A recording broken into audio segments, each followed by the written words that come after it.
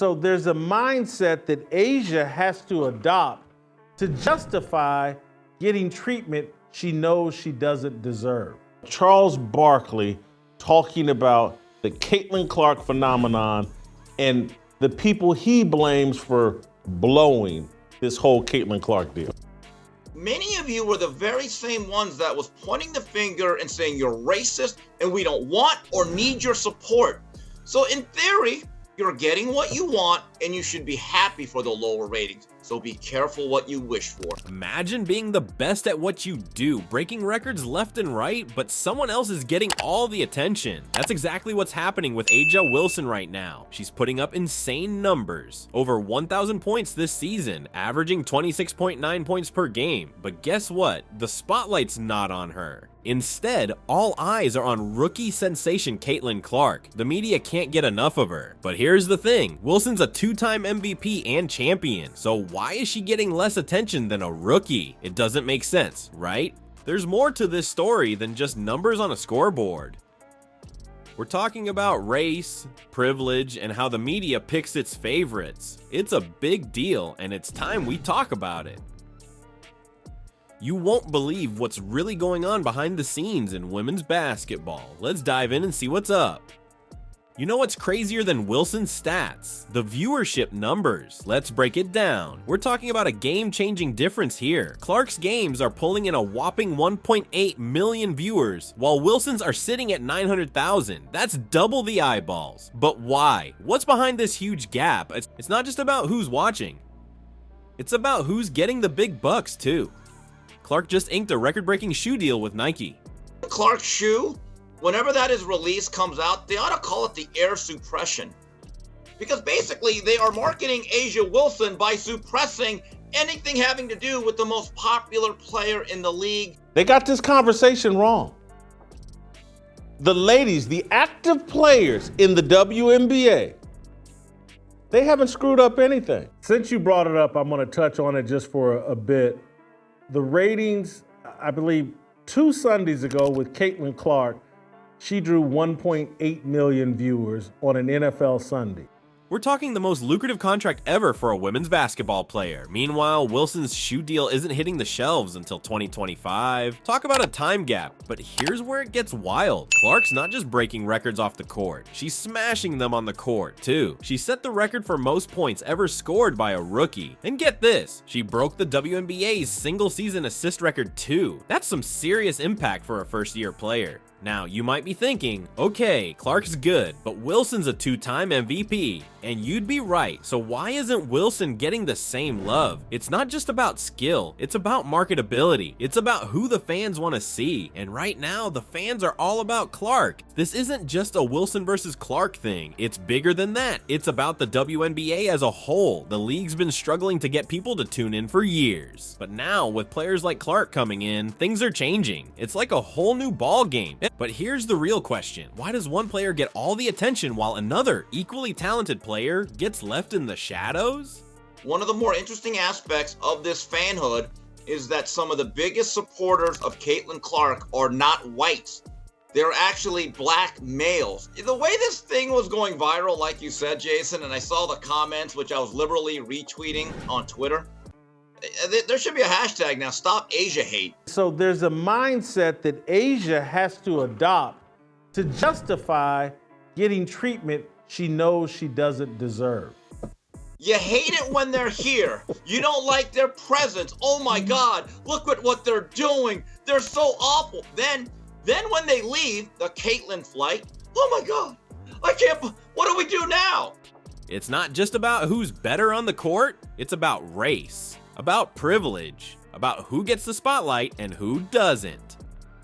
Think about it, Wilson's been dominating for years. She's got the titles, she's got the stats, but Clark comes in as a rookie and suddenly she's the face of women's basketball. Something doesn't add up. This isn't just about basketball, it's about how we value different players. It's about who gets the big contracts, who gets the media attention, who becomes the face of the sport. And when you look at it that way, you start to see some uncomfortable truths about our society. We're not just talking about a game anymore. We're talking about representation. We're talking about equality. We're talking about who gets to be a star and who doesn't. And the answers to those questions, they're not always fair. So next time you're watching a WNBA game, don't just look at the scoreboard. Look at who's getting the camera time. Look at whose jersey is selling out. Look at who's getting those big endorsement deals, because that's where the real game is being played. Speaking of the real game being played, Wilson's got something to say about it. Ever wonder why some stars shine brighter than others, even when their stats are off the charts? A'ja Wilson's not just talking about points and rebounds anymore. She's diving into a whole different ball game, the game of privilege. Picture this, Wilson, one of the best players in the WNBA, sitting down with her teammate, Kelsey Plum. They're not breaking down plays or discussing their next opponent. Nope, they're tackling something way bigger, a white privilege in sports. This isn't your average locker room chat. Wilson drops a truth bomb that'll make you see things differently. She says it really is because you can be top notch at what you are as a black woman, but yet maybe that's something that people don't want to see.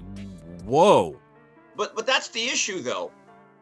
I don't understand this. Many of these people, like A'ja, are so used to being able to dispense and force white guilt upon others. Again, as I talked about last week, based off the Ethan Strauss deal, A'ja Wilson has a signature shoe and logo with Nike. No one's gonna buy her shoe. This has become, Jason, and tell me if you agree or disagree. This NBA playoff ratings dip post Caitlin Clark is the sports version of white flight and gentrification. Isn't it the same thing? Yeah, it's a good analogy. Yes, it is. And these players that are now complaining, if there are any, about the ratings, about being abandoned. Well, wait a minute. Let that sink in for a second. We're not just talking about who's got the best jump shot anymore. This isn't just Wilson being salty about not getting enough attention. She's pointing out something real, a system that seems to favor certain players over others, even when the stats tell a different story. It's like playing a game where the rules keep changing, and you're always one step behind. But here's where it gets interesting. Caitlin Clark, the rookie sensation who's been stealing all the headlines. She's not blind to Wilson's skills. In fact, she called Wilson unguardable. That's some serious respect from a newcomer to a veteran. It shows that on the court, game recognizes game. So why is there such a big gap between what players see and what the public sees? It's not just about who's sinking the most baskets or grabbing the most rebounds. It's about who gets the spotlight, who gets those big endorsement deals, who becomes the face of the league. Wilson's not just talking about herself, she's shining a light on a problem that affects so many black athletes. It's like they're playing two games at once, one on the court and one off it. And sometimes, no matter how good you are at the first game, you can't seem to win the second. Let's start there. Is that a compliment that she understands her white privilege? I mean, what is she really saying? Like, hey, white girl, you know what, you cracker-ass cracker? You have a lot of white guilt, and I approve. People believe what we say on television. Just because people don't like you or your personality, they can't get on TV and slander you. It's just total bullshit. But it's amazing. But this is the problem that a lot of people have with Caitlin Clark fans and supporters. They don't buy into it. That's what these young ladies, these fine feminist athletes, seem to be asking for and almost begging for. But here's the issue. They don't want the ramifications of such action. This conversation is bigger than just Wilson and Clark. It's about every player who's ever felt overlooked because of the color of their skin. It's about every fan who's wondered why their favorite player isn't getting the recognition they deserve. It's about the future of the WNBA and sports in general. Think about it. How many amazing players might we be missing out on because they're not getting the same opportunities? How many potential fans aren't tuning in because they don't see themselves represented in the marketing? Wilson's words are like a wake-up call. She's not just complaining, she's challenging us to think differently about how we view athletes, how we market sports, and who we put on those pedestals. It's not just about changing the game, it's about changing the whole system. Changing the system sounds great, but where do we even start? Turns out the answer might be simpler than you think. It's time to lace up and get ready for a whole new ball game. Let's talk about the WNBA's game plan. They're not just trying to win on the court, they're fighting for eyeballs too. It's like they're playing two different sports at once. Charles Barkley talking about the Caitlin Clark phenomenon and the people he blames for blowing this whole Caitlin Clark deal. If Caitlin Clark somehow wins the WNBA championship this year, she will have put together the greatest rookie season in the history of professional sport. Caitlin Clark, Deion Sanders, all in the same boat with historical perspective and knowledge. And more than anything, I'm gonna blast the media. These ladies, and I'm a WNBA fan, they cannot have this Caitlin Clark thing up any worse if they try.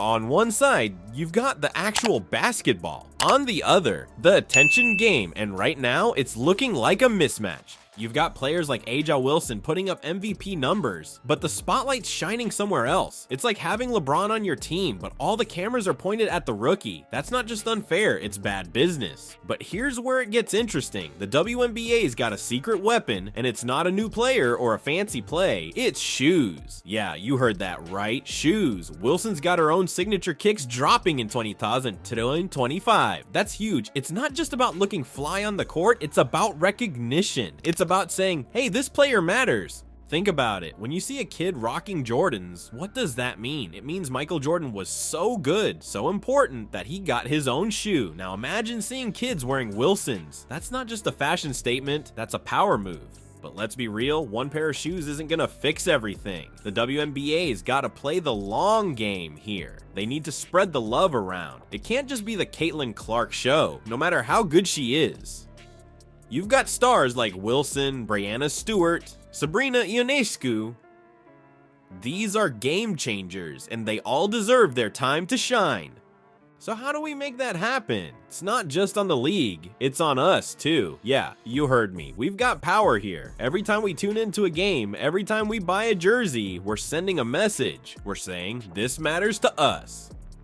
Include Caitlin Clark in the conversation, as I like to do, but we're also going to bring the NFL, Patrick Mahomes, Lamar Jackson. So that has become something that for them, that word, problematic. And it's also set up a cultural debate on the other side of the street. What is going on here? And the thing I love about her, she never says a word. But these ladies, who I love and respect their game, they couldn't have this thing up. Many of you were the very same ones that was pointing the finger and saying you're racist and we don't want or need your support. So in theory, you're getting what you want and you should be happy for the lower ratings. So be careful what you wish for. Imagine if we all decided to show up for a Wilson game the same way we do for Clark. Suddenly those viewership numbers start to even out. Suddenly the sponsors start paying attention. It's like voting with your remote control. But it's not just about watching games, it's about making noise. You see a great play by Wilson, share it. You think she's not getting enough credit? Talk about it. Social media is not just for cat videos and food pics. It's a megaphone and we've all got one. And here's the thing, this isn't just about Wilson, it's about every player who's ever felt overlooked. It's about making sure that talent gets recognized, no matter what package it comes in, because at the end of the day, basketball is basketball, skill is skill. But to me, it was a message being sent to Caitlin Clark of like, you want to come into our league, this is how you need to be. And I think it's a message to Nike. Their little petty jealousy and sniping at Caitlin Clark is why 2 million people are tuning in to watch Caitlin Clark play basketball and to watch a bunch of other women blow layups every night. I probably tend to think it wasn't even on accident. Knew she was being recorded, knew it would get out there. And it was, because I think this was a year ago, and it's gone viral now this week. They've made Caitlin Clark more interesting. They've made Caitlin Clark the biggest star in American sports. And greatness deserves to be celebrated. The WNBA's got a chance here. They can be the league that gets it right. The league that shows that diversity isn't just a buzzword, it's good business. But they need our help to do it. So next time you're thinking about watching a game, don't just go for the easy choice. Check out a player you don't know much about. You might just discover your new favorite star. And when those Wilson shoes drop in 2025, maybe think about picking up a pair, not just because they look cool, but because of what they represent. Alright, let's talk about the real game changer here. It's not just about who's sinking the most baskets or grabbing the most rebounds. This fight for equality in women's basketball, it's way bigger than what happens on the court. Here's the thing, we've all got a part to play in this. It's not just about watching games, it's about who we support, who we talk about, who we celebrate. Every time we tune in, every jersey we buy, we're sending a message. Wilson's got something to say about this, and it's time we listen. She's not just talking about herself, she's shining a light on all the players who've ever felt overlooked. So here's the challenge. Let's start supporting diverse talent in sports. Let's make some noise for those underrepresented stars, because at the end of the day, greatness deserves to be celebrated no matter what package it comes in.